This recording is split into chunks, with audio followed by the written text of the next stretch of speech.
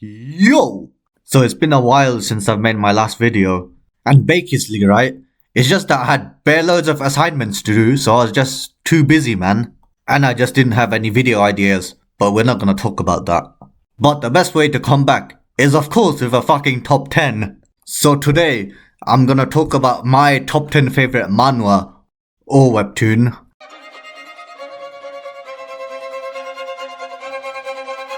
At number 10, we have Dear Boy, also known as An Eye for an Eye.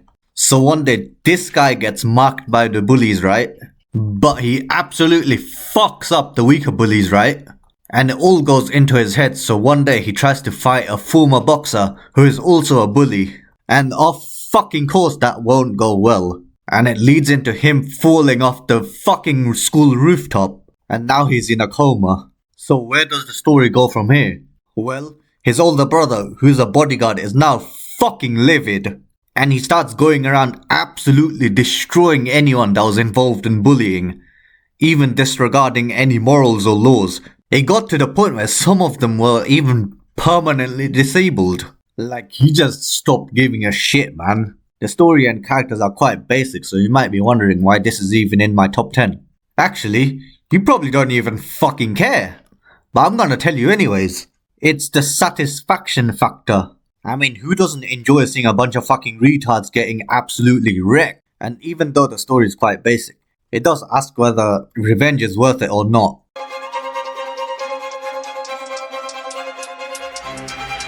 At number 9, we have Lone. And no, I'm not talking about the lone necromancer. But the main character of Lone, who's called Lone, is also a necromancer. Which is fucking brilliant because in a lot of media, necromancers are often villains. And also, this webtoon clearly takes inspiration from Soul Eater and Little Witch Academia. Like, I mean, we literally see Soul and Maka in some of the panels in Lone. And if you've seen this video, you should already know just how highly I rate Soul Eater. And you should already know from my videos that I'm a massive Studio Trigger fan. So of course I was gonna like Little Witch Academia. Little Witch Academia and Lone have similar vibes, man.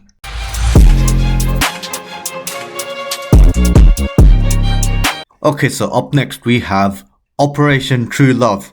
So, if I analyze myself, I'm definitely someone that prioritizes the atmosphere and the vibes and the characters over something like plot in a story, right?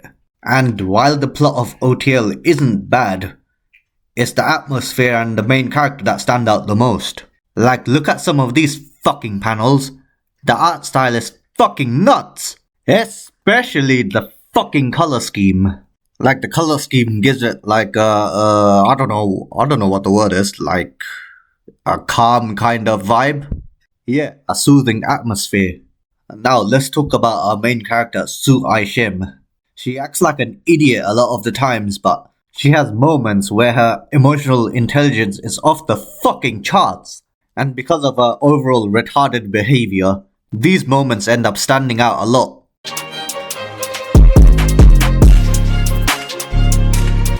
At number 7, we have Trash Belongs in the Trash Can.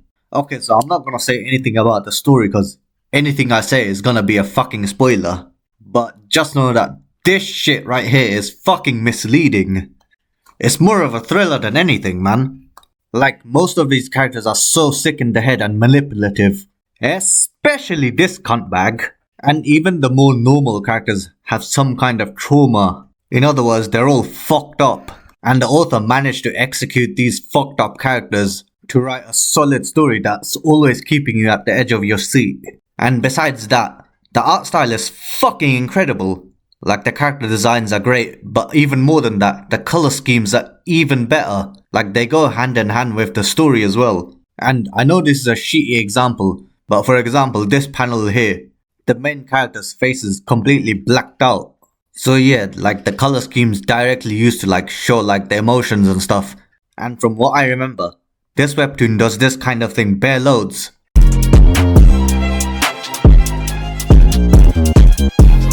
At number 6, we have a very well-known webtoon, and it's Unordinary.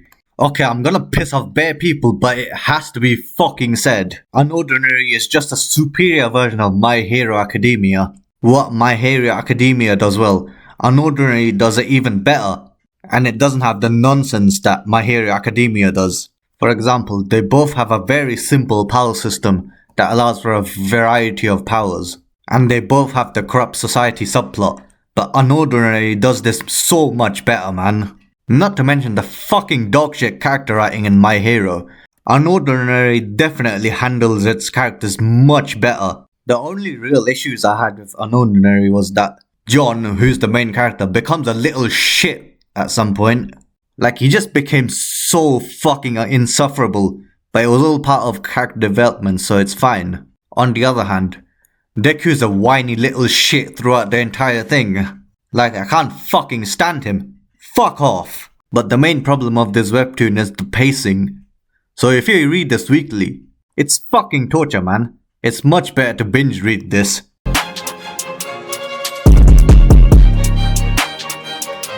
At number 5, we have I'm the Grim Reaper. I haven't fully caught up to this yet, but so far, it's definitely one of the more unique ones on this list. And this here's the synopsis. I'll give you like a few seconds to read it. Okay, that's enough. So we have Scarlet, the main character, who dies and is sent to hell and is assigned to the role of a Grim Reaper by Shaitan himself. And oh my days, the story from here on is just fucking incredible. Okay, first of all, the worlds in this webtoon are basically Earth and the afterlife, which is like, it's nothing special, right? But it's the way it's presented that makes the world building so fucking good. And it's partly because of the designs. I mean, the art is just so good, man. Have a look at some of these fucking panels. And it helps that a lot of the events taking place in this webtoon happens at night, which adds to the dark, gritty, and even depressing nature of the story. Okay, that's enough about the world. Let's move on to the characters, which are all great, by the way. I mean, Scarlet is just a great main character, and her interactions with Chase is just fantastic, man. The villains are also fucking incredible. Especially Satan himself. Like, the guy's literally Lucifer himself. But the way he's written is just so good, man. And so far, it looks like he's being built up as the final boss of the series.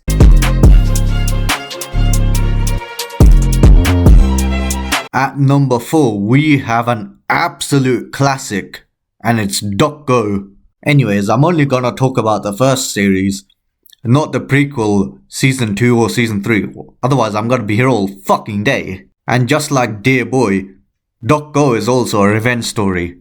But unlike Dear Boy, which is just complete revenge porn, Dokgo definitely has more, I don't know, like a human side to the story.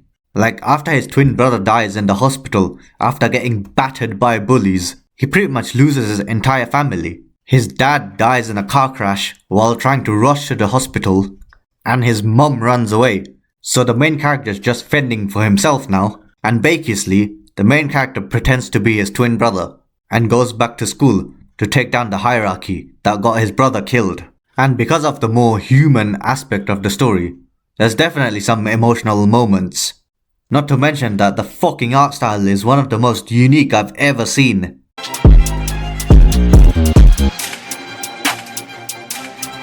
At number 3, we have Seasons of Blossom. Okay, so there's 4 seasons of this, right? And season 1 is just your typical rom-com. It's not that special.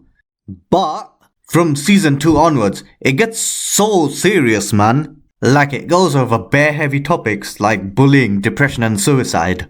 However, while I do think season 1's not that great, I still think it's important, because that's where a lot of the characters are set up. And the ridiculously sudden change in tone makes the later seasons hit even harder. Like, even when I'm telling you about the change in tone, it will still fuck you up, man. Like, I was told about it before I read it as well, and it still destroyed me.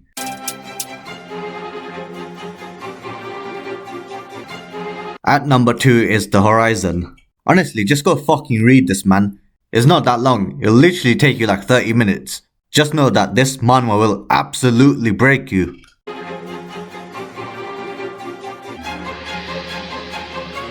And my favorite webtoon of all time is Hand Jumper. And let me just say this, it's not even fucking close. It's a fucking masterpiece. I'd even go as far as saying that it has no flaws at all right now. And because I like it so much, I'll try and talk about it in a lot of detail.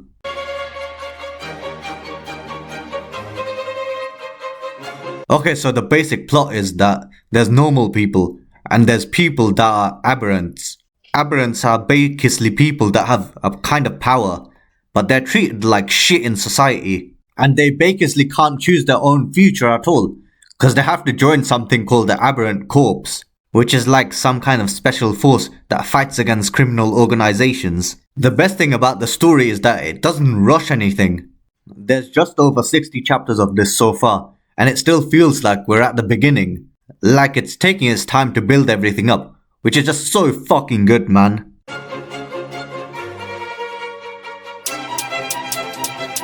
I mean, the world is just a more cracked up version of the real world. And the main characters are all in Korea, I think. But the thing that makes the world so good is the consistency. Like, when it says something about the world, it fucking sticks to it. Which I assume is really hard to do because a lot of manga and anime fail at this. For example, the hand jumper world is shown to be very dangerous. And the story actually shows this. I mean, we literally get a major death in like chapter 3 or some shit.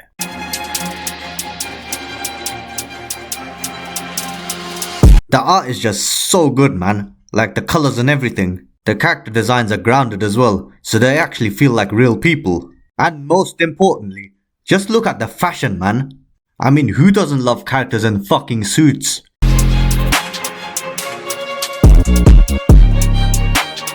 There's not been that many fights in the series so far, so we don't know where it's gonna go from here on out. But the power system has been very consistent so far, and that's mainly because Hand Jumpers uses a hard power system where there's strict rules and limitations for what a character can do. And as much as I like the variation soft power systems like Quirk provide, they do have more arseholes and nonsense. Anyways, not only is Hand Jumper's power system consistent, it's also quite interesting. The author definitely thought hard about her power system. The power system in Hand Jumper is called Essence, and there's 8 colors of Essence, which all do different things, right? And out of 8 of these colors, an aberrant is born with only one of them. Just look at some of these examples of characters using their essence.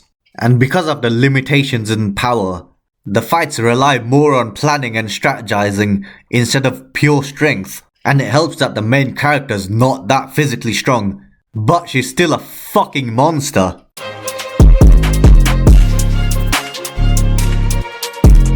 All the characters are great, but I'm only gonna be talking about the main character today. She is just a fucking fantastic character, man. One of my favorites, actually. At the start of the series, she's shown as some naive and timid girl, but as you keep reading, you see just how sick in the head she is and how fucked up her view of the world is. Like, she's absolutely batshit insane, man. And just as her teammate says, she's a fucking crazy bitch. Anyways, that's all for today. Here's some honorable mentions. Bye.